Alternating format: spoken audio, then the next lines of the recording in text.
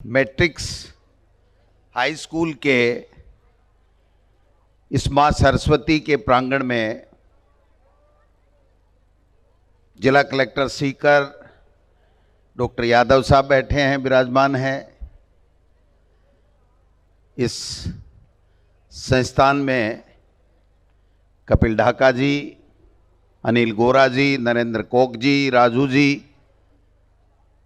और जिनका आदेश प्यार मुझे यहाँ खींच के लाया सुखबीर गोरा जी, जो नर्सिंग एसोसिएशन के अध्यक्ष में हैं, मेरे परम मित्र भी हैं, राजनीतिक साथी भी हैं, पड़ोसी भी हैं। तो निश्चित रूप से मैं मैट्रिक्स परिवार का सदस्य हूँ और परिवार का सदस्य होने के नाते मुझे बहुत ही खुशी हुई आज इस संस्थान में आकर के, जब यहाँ का वातावरण, यहाँ पर लोगों की उपस्थिति, और जब मैंने पूछा कि कितने बच्चे हैं तो और खुशी हुई कि 3000 बच्चे पहली साल में ही यहाँ पर इस नवनिर्मित भवन में यहाँ 3000 बच्चे हैं। ये बहुत बड़ी संख्या है, बहुत अच्छा आंकड़ा है। कुल मिलाकर के मैट्रिक्स परिवार में चाहे कोचिंग, नीट, सब में 14-15 हजार बच्चों के भविष्य का निर्माण का काम होता है। मैं समझता हूं कि हम सौभाग्यशाली हैं आज के ज़माने में कि ऐसी संस्थाएं हैं, और वो भी हमारे किसान परिवार से आए बेटे और बेटियों ने, और उनके किसान परिवार के बेटे और बेटियों को पढ़ने के लिए मिल रही हैं। एक ज़माना था जब लड़कियों को तो पढ़ने का मौका ही नहीं मिलता था, केवल लड़कों को, और उनमें से भी 3-4 अगर बेटे होते तो एक बेटे को पढ़ने का मौका मिलता था। फिर अगर शिक्षा का विस्तार हुआ तो सेठ साहूकारों ने कुछ स्कूलें, एडेड स्कूलें बनाई, कुछ सरकार की तरफ से उनको दिया जाता था, कुछ सेठ साहूकार जो हमारे यहाँ के थे दूसरी जगह जाकर के जो कमाई करते थे उसमें से वो थोड़ा बहुत दान देते थे, तब जाकर के संस्थाएं बनती थी। यहाँ सीकर में हमारी जैन स्कूल हो, मैं जहाँ से सेकेंडरी मैंने किया ग्राम भारती विद्यापीठ कोठारी आदि कई संस्थाएं हुई जिसमें एक पढ़ने का मौका मिला। लेकिन आज अगर मैं कहूँ तो आज के ज़माने में अगर सबसे ज़्यादा किसी चीज़ का विस्तार हुआ, सबसे ज़्यादा अच्छी चीज़ कोई हुई इस प्रदेश में और देश में, तो वो है कि शिक्षा और गुणात्मक शिक्षा का विस्तार हुआ। बेटों के साथ साथ बेटियों के पढ़ाने लगे, और फिर एक ज़माना आया तब बेटा प्राइवेट में पढ़ेगा और बेटी सरकारी में पढ़ेगी। आज बेटा तो सरकारी में पढ़ सकता है, लेकिन हमारी बेटियां अमेरिका में पढ़ रही हैं। ये जो ज़माने में परिवर्तन आया है, ये हमारे बुजुर्गों की, हमारे माता पिताओं की, और जो अभिभावक यहाँ पर बैठे हैं जिन्होंने शिक्षा के महत्व को समझा, उनकी सोच के कारण से यह परिवर्तन हुआ है। पहले एक ज़माना था जब एक बेटी को 6ठी, 5वीं, 8वीं से ज़्यादा पढ़ाने का परिवार में साहस नहीं होता था, लेकिन आज हमारी बेटी, एक बेटी है माँ बाप के, और वो एक बेटी भी अगर अमेरिका पढ़ना जाना चाहती है, ग्रेजुएशन वहाँ से करना चाहती है, इंजीनियरिंग वहाँ से करना चाहती है, डॉक्टरी वहाँ से करना चाहती है, MBA वहाँ से करना चाहती है, तो उसको खुशी के साथ में माँ बाप विदा करते हैं कि आप पढ़िए, आप अपना भविष्य बनाइए। ये जो सोच का परिवर्तन आया है, मैं समझता हूँ इसने हमारे शिक्षा के ढांचे को और मजबूत किया है। आप देखिए कहाँ पढ़ने के लिए छान झूपे होते थे, फिर छोटे मोटे तिबारियाँ बनने लगी, कमरे बनने लगे। आज आलीशान ऐसे भवन बना करके हम हमारे बच्चों को पढ़ा रहे हैं और शिक्षा के ऊपर खर्चा भी कर रहे हैं, और इसका फायदा भी हमको मिल रहा है। देश और दुनिया में हिंदुस्तान का नाम है, और हिंदुस्तान में राजस्थान का नाम है। मुझे खुशी हुई जब मैं शिक्षा मंत्री का दायित्व मुझे सरकार में मिला तो मैं घूम घूम के लोगों को कहता था कि ऐसे संस्थान सीकर में बहुत अच्छे संस्थान हैं जिन्होंने अपनी गाड़ी कमाई से शिक्षा के क्षेत्र को चुना, जबकि व्यापार दूसरे और भी बहुत हैं जिसमें अच्छी कमाई हो सकती थी। लेकिन जिन लोगों ने व्यापार नहीं समझ करके शिक्षा को, अपने आने वाली पीढ़ी को संस्कार और शिक्षित करने का जो उद्देश्य लेकर के कपिल ढाका, अनिल गोरा और नरेंद्र कोक जैसे लोग आगे बढ़े, मैं समझता हूं कि यह हमारा सौभाग्य था कि हम सब इन लोगों ने अपना बड़ा बड़ा बिजनेस छोड़ करके, बड़ी बड़ी नौकरियां छोड़ करके, पैकेज छोड़ करके और हमारे बच्चों को अच्छी शिक्षा देने का एक जज्बा लिया और जज्बे के साथ में आगे बढ़ने का काम किया, जिसके कारण से आज ये सुनहरा मौका हम सबको मिला है। लंबी चौड़ी बात नहीं करके मैं तो इतना कहना चाहता हूं कि अगर हम बच्चों को अच्छी शिक्षा देंगे, उनकी रुचि के हिसाब से आगे बढ़ने का मौका देंगे और साथ साथ में अच्छे संस्कार देंगे, तो उससे बड़ी पूंजी उनके पास में कुछ भी नहीं होगी और आपको धन कमाने की जरूरत नहीं होगी। उनके लिए क्या छोड़ के जाना है, कितने मकान बनाने हैं, कितने प्लाट छोड़ने हैं, क्या है क्या नहीं है, यह सोचने की आवश्यकता नहीं है। और जिसने धन इकट्ठा करने का सोचा और शिक्षा अपने बच्चों को नहीं दी, वो धन चाहे कितना भी हो, वो महीनों में चला जाएगा, महीनों में नहीं तो साल में चला जाएगा, साल में नहीं तो 2-4 साल में चला जाएगा। लेकिन शिक्षा रूपी जो अगर बीज अंकुरित कर दिया आपने बच्चों के अंदर और उनको अच्छी अगर एजुकेशन दिला दी, तो उसके बाद में आपको पीछे मुड़ करके देखना नहीं पड़ेगा। आपके सामने उदाहरण है, इन तीनों चारों लड़कों को इनके माता पिता ने अच्छी शिक्षा दिला दी, उसके बाद ने इन्होंने जो जज्बे के साथ में, जो साहस के साथ में, जिस सोच के साथ में आगे बढ़े, आज 15,000 बच्चों को शिक्षित करने का काम कर रहे हैं। 15,000 बच्चों को शिक्षित करने का। और आप और हम यहाँ इतनी दूर शहर से 10 किलोमीटर चल करके आए हैं कि हाँ, हम हमारे बच्चों को अच्छी एजुकेशन देना चाहते हैं, अच्छे पढ़ाना चाहते हैं। आज देखिए ज़माना बदल गया है, ग्लोबलाइजेशन का ज़माना है।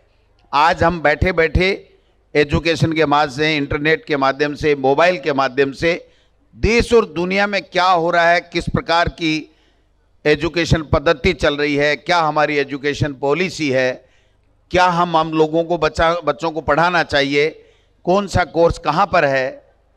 मुझे पता है कि हमारे कपिल ढाका जी जो है वो IIM करके आए, अनिल गोरा और नरेंद्र कोक ये IIT करके आए। तो मैं समझता हूं कि उसके बाद में तो लोग पैकेज लेते हैं, करोड़ करोड़ 2-2 करोड़ के पैकेज इनको मिल रहे थे, कुछ भी नहीं करने की आवश्यकता थी। आज अगर छोटे से छोटे बच्चे से लेकर के और बड़े बच्चे को पढ़ाते हैं तो आपको कितनी तकलीफ होती है। माँ बाप का भी देखना पड़ता है, स्टाफ है उसको भी देखना पड़ता है, ये भवन जिसमें इनको बैठ करके पढ़ाना पड़ेगा इसके बारे में भी सोचना पड़ेगा। अपने परिवार को समय नहीं दे पाते हैं, अपनी बीवी बच्चों को समय नहीं दे पाते हैं, लेकिन मैक्सिमम समय हमारे बच्चों के भविष्य निर्माण के लिए लगाते हैं। मैं समझता हूं कि ये जो सोच है, इसी सोच के कारण से आज सीकर जिला एजुकेशन हब बना है। आज हमारा ये भी सौभाग्य है कि सीकर जिले में MBBS करके डॉक्टर यादव साहब यहाँ जिला कलेक्टर लगे हैं। आप देखिए, इन्होंने डॉक्टरी की और उसके बाद में प्रशासनिक सेवा में, भारतीय प्रशासनिक सेवाओं की एग्ज़ाम दे करके वो शायद बहुत ही टॉप की मेरिट में थे। उसके बाद में आज यहाँ कलेक्टर लग करके इस पूरे प्रदेश की और सीकर जिले की विशेष रूप से सेवाएं कर रहे हैं।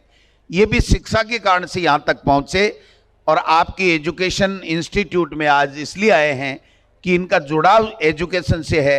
ये भी चाहते हैं कि मैं 2 बात कह करके अगर अभिभावकों को मैं मेरी बात समझा सकूं या बच्चों को मैं कोई प्रेरणा दे सकूं, उनमें उत्साह अगर मैं भर सकूं, तो आने वाले समय में ये हमारे जो बच्चे हैं ये आगे बड़े बन करके ये भी बहुत ऊंचा मुकाम हासिल करेंगे। तो मैं समझता हूं कि एजुकेशन एक ऐसी चीज़ है जिसके माध्यम से हम हमारे आने वाली पीढ़ी को मजबूत कर सकते हैं, उसको आगे जो ऊंचाइयों में उड़ने के लिए उनको एक पंख दे सकते हैं। ये मैंने भी प्रयास किया। मैं एक टीचर का बेटा, मेरे पिताजी टीचर थे, मुझे पढ़ाया, और जब मुझे शिक्षा मंत्री का दायित्व मिला तो जिस दिन मैंने अखबार में 6 बजे देखा कि मुझे मंत्री बनाने के बाद में शिक्षा मंत्रालय दिया गया है, मेरे आंखों में खुशी के आंसू थे कि मेरे पिताजी तो नहीं रहे, लेकिन आज मुझे उनकी शिक्षा और संस्कार जो उन्होंने दिए थे उसके कारण से आज शिक्षा मंत्री का राजस्थान में काम करने का मौका मिला, और मैंने दिल लगा करके काम किया। शिक्षकों को भी जो उनकी समस्याएं थी वर्षों से 50-50 साल से लंबित थी, उनको भी निवारण करने का काम किया। इंग्लिश मीडियम स्कूलें भी खोली। सरकारी स्कूल में अगर कोई बच्चा पढ़ना चाहता है, कोई अभिभावक गरीब का बेटा पढ़ाना चाहता है, किसान का बेटा, दलित का बेटा पढ़ाना चाहता है, और अगर निजी में उनके पास में फीस में नहीं है तो वो भी सरकारी स्कूल में भी महात्मा गांधी इंग्लिश मीडियम के माध्यम से पढ़ सके।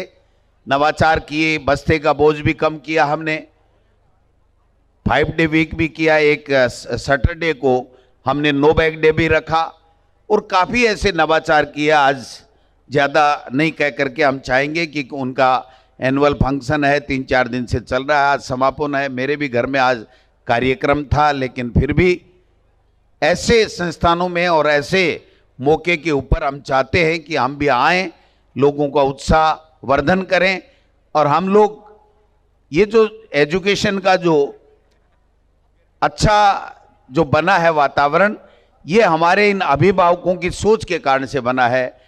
पहले जब जमाना था तब ये होते थे खाले पीले मस्त करो, खेत में काम कर लो। अब कहते हैं कि चाहे मुझे खेत बेचना पड़े, मेरी ज़मीन बेचनी पड़े, मुझे पेट काटना पड़े, लेकिन मैं मेरे बेटे को पढ़ाऊंगा और अच्छी एजुकेशन दिलाऊंगा। ये जो सोच में परिवर्तन हुआ है, इसके कारण से आज इन बच्चों को अच्छे मुकाम हासिल हो रहे हैं, अच्छे तरीके से वो आगे बढ़ने का काम कर रहे हैं। आज अमेरिका हो, चाहे ब्रिटेन हो, दूसरे देश हों, वहाँ पर हमारे बच्चों का बोलबाला है, उनकी एजुकेशन का बोलबाला है। ये सब इस कारण से हुआ है। मैं मैट्रिक्स परिवार जब से शुरू हुआ है तब से पारिवारिक सदस्य के रूप में जुड़ा हुआ हूँ। आज तक 10-12 साल हो गए होंगे। 10-12 साल में मेरे पास में कभी भी कोई व्यक्ति ये कह के नहीं आया कि इन्होंने कोचिंग में हमारी फीस ले ली, फिर पढ़ाई पूरी नहीं कर पाए, या इसमें ये शिकायत है, वो शिकायत है। मैं समझता हूँ कि ये बहुत बड़ी बात होती है जब 10-15 साल के कैरियर में और ऐसी बच्चों को जो कोचिंग देते हैं या जो शिक्षण संस्थान में है, उनमें कोई शिकायत एक भी नहीं आना, ये आपकी गुणवत्ता को प्रदर्शित करता है। आपकी जो लाइन है कि हम बच्चों को एजुकेशन दें, हम इसको बिजनेस नहीं समझें, मैं समझता हूं कि ये जो आप इस संस्थान के संचालकों की सोच है, उसी के कारण से आज छोटे से समय में आप देखिए 15,000 बच्चे के अभिभावकों ने आपके संस्थानों के ऊपर विश्वास जताया है। यह आपकी पूंजी है, इसको आप संजो के रखें, इसको और इस धागे को मजबूत करने का काम करें, क्योंकि किसी भी संस्थान में अगर विश्वास है तो सब कुछ है, अगर विश्वास चला गया तो उसके बाद में कुछ भी नहीं बचता है। इसलिए आपने ये जो पूरे राजस्थान में एक विश्वास कायम किया है कि मैट्रिक्स में जाएंगे, अच्छी पढ़ाई होगी, अच्छे संस्कार मिलेंगे और हमारे साथ में किसी तरीके की बच्चे के साथ में चीटिंग नहीं होगी, ये जो विश्वास है उसको आप कभी नहीं तोड़े, क्योंकि विश्वास तोड़ने के बाद में कुछ भी नहीं बचता है, ऐसा मेरा मानना है। मैं आपको इतना ही कह सकता हूं कि अगर दृढ़ इच्छा शक्ति के साथ में बच्चे की क्या रुचि है उसको भी ध्यान में रखना पड़ेगा।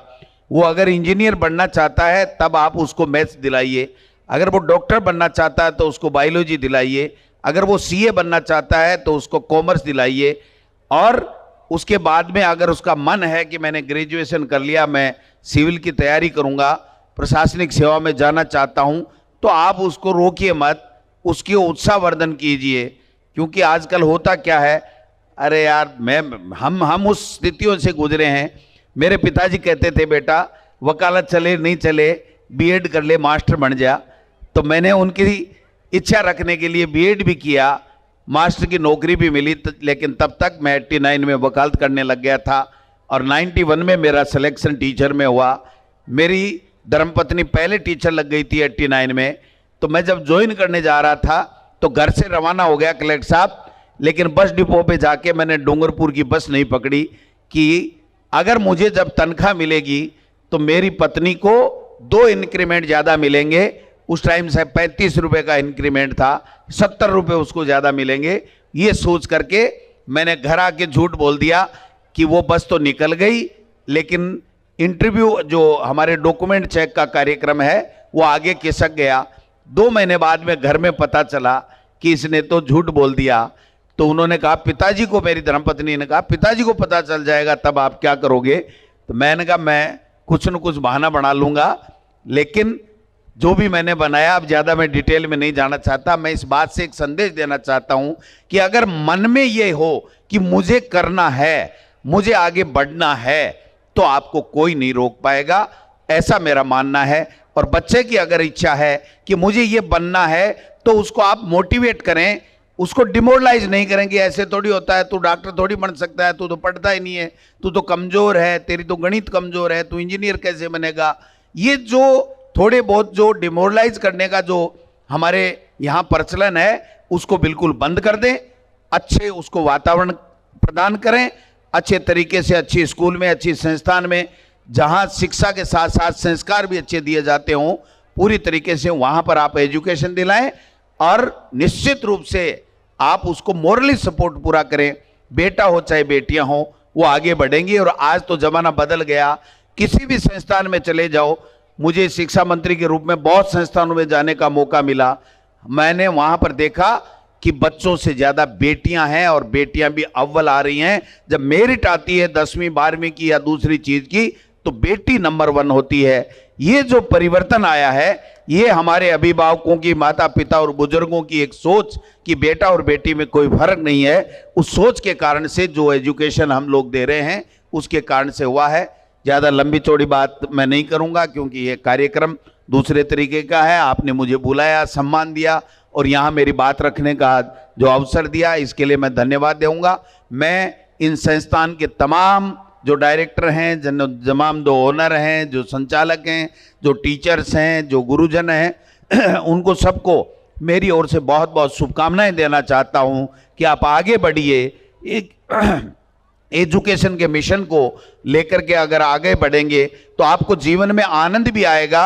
और जब यही बच्चे आगे चल करके जब IAS बनेंगे, IPS बनेंगे, बाहर विदेश में जाएंगे, पॉलिटिशियन बनेंगे, बड़े बिजनेसमैन बनेंगे, बड़े नौकरशाह बनेंगे, और जब आपके पास कभी आप मिलेंगे तो आपके पैर छू के कहेंगे कि गुरुजी मेरा भविष्य आपने संवारा था। उस दिन देखना जिंदगी की सबसे बड़ी खुशी व्यक्ति को मिलती है, वो खुशी आप सब लोगों को, गुरुजनों को मिलेगी। इसलिए आप सब मेहनत कीजिए, अपने बेटे और बेटी की तरह इन बच्चों को पढ़ाइए।